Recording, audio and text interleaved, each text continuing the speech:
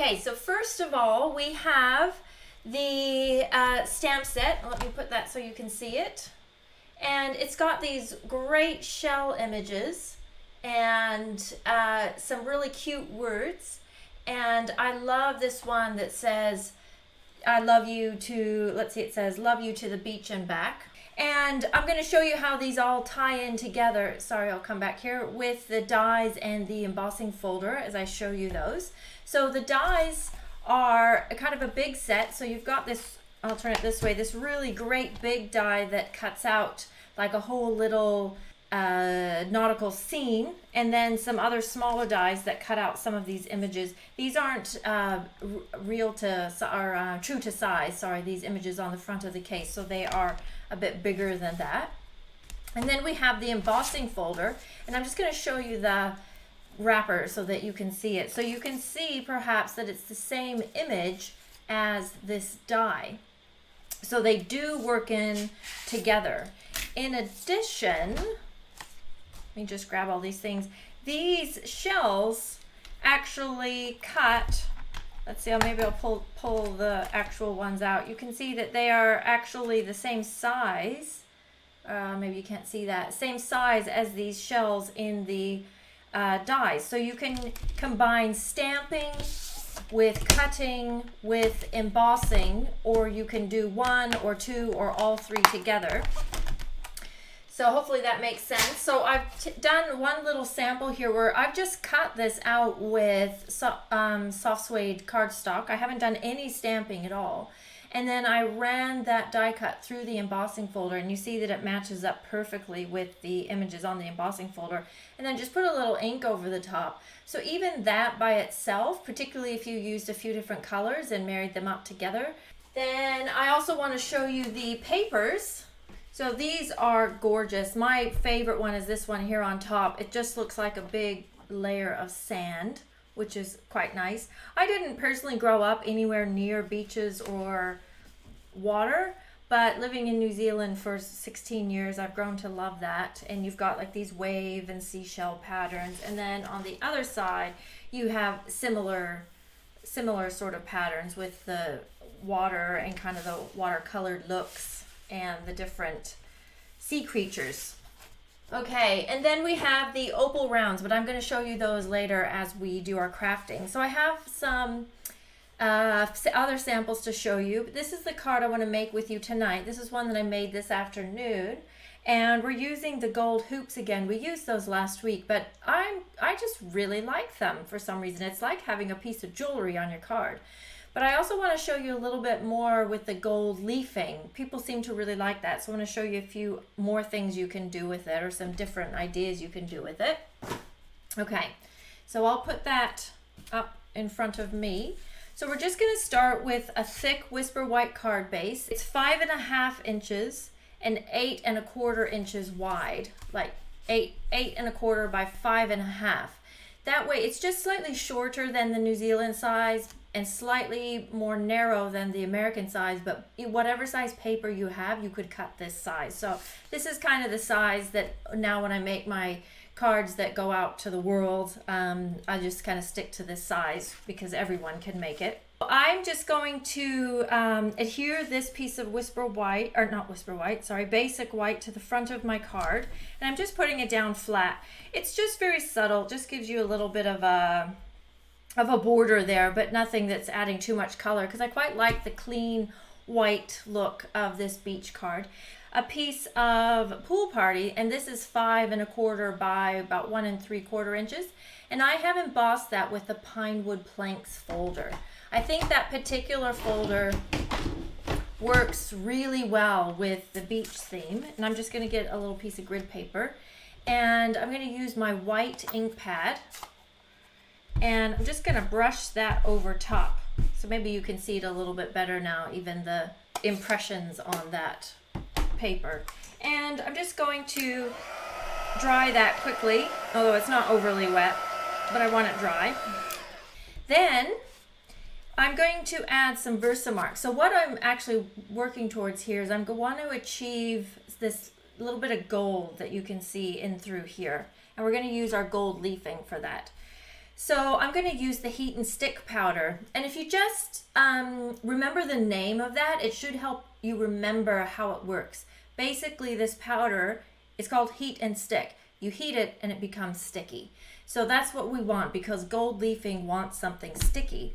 But the heat and stick powder needs Versamark to stick to, if that makes sense. So I'm just going to lightly brush that Versamark over my piece. And then I'm going to grab my heat and stick powder and just sprinkle that over top.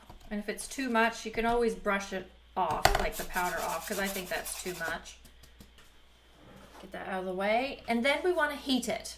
Now the thing with this is that it's not like embossing powder where you want to heat it until it goes really, really cooked, basically. But this, you just want to heat it until it melts, because once it melts, it's now become sticky. And if you keep heating it over, a long time, it will actually just set and harden. So we don't want that.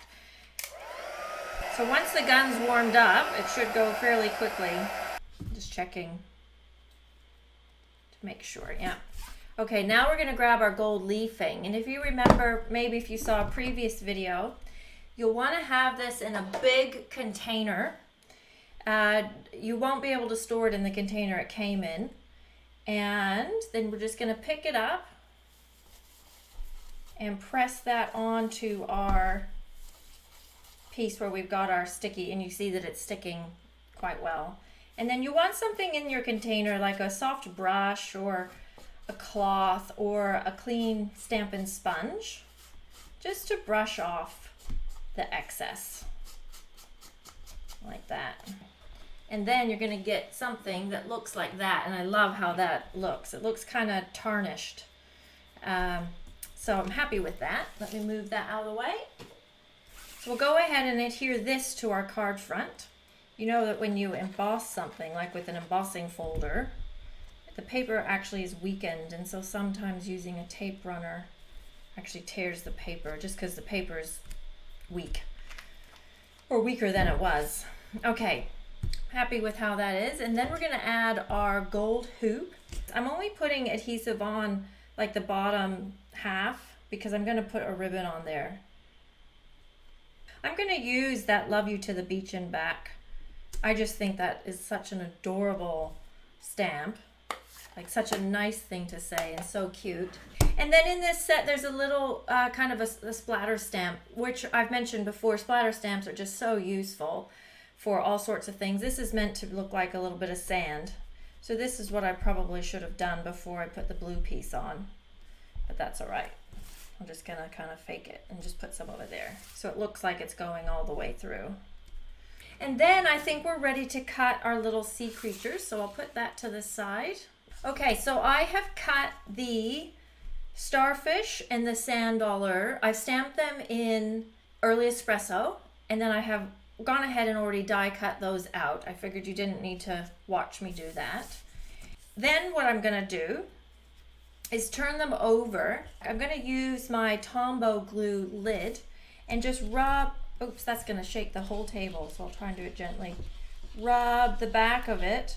And that's just going to give it a little bit of shape. Hopefully, maybe you can see that. It's got just now a little bit of a curve to it. And then what I've done here is I have taken that big seaweed die, the one that I showed you earlier, this one here, and I've just cut a portion of it out of Pretty Peacock just so I could get some of the little bit of a, like, it's not greenery, but like seaweed. And that was the color that I wanted to use.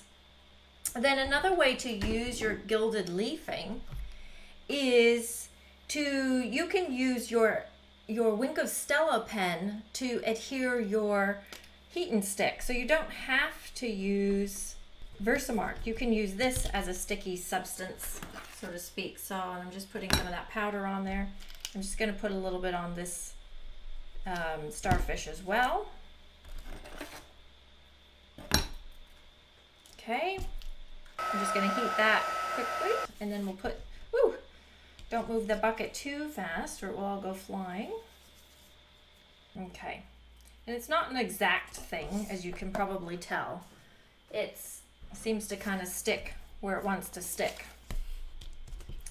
And then I thought I might just add a little bit of the Pool Party ink to these little guys too. You could do this first, but I just want to do it, again shaking the table, I just want to do it like right on the edges, like on one edge anyway, so it didn't really matter which order I did it in. Just a little bit, just so they're not quite so white. Now we're going to arrange our little guys. So I think I'll put my sand dollar on first because he's the big guy. So I'll use a couple of dimensionals so that you keep that nice curved shape that we created. I'll put him here. And then my little starfish. I'll put that guy about there. And then this piece, you can see that the edges aren't that nice looking. So we can kind of hide those and tuck those in behind. So we're just going to put a few dots of glue on and tuck those in. Happy with that. Now for the ribbon, on the sample, on the first one I showed you, I actually used this ribbon, the Pretty Peacock and Old Olive ribbon, but it was a little bit wide because I didn't want it to look like a big, pretty bow. I wanted it to look, not quite so pretty, I guess is the word. So I actually cut it in half and added it like that, so you get more like the twine sort of a look down there, which I really like that. And I like the contrast of the Pool Party and the darker Pretty Peacock, and then you've got the Old Olive. So you've got some nice like watercolors there. I thought with this one, let's try this braided linen trim and see what that looks like. So we'll just cut some of that off. And what I'm going to do is I've just looped it in half and then tuck that loop underneath the hoop. This is why I didn't adhere it around 100%. Oops, doesn't matter that it's coming apart because I was going to kind of fray it anyway. And then just kind of loop that around. So you could have it so it's kind of sticking out this way, or you could have it so that it's coming down like on the sample that I showed you. So coming down like this, which I think I like better. I'm just going to cut those a little bit shorter. So what I'm going to do though is open these up so that you get more of a net sort of a look.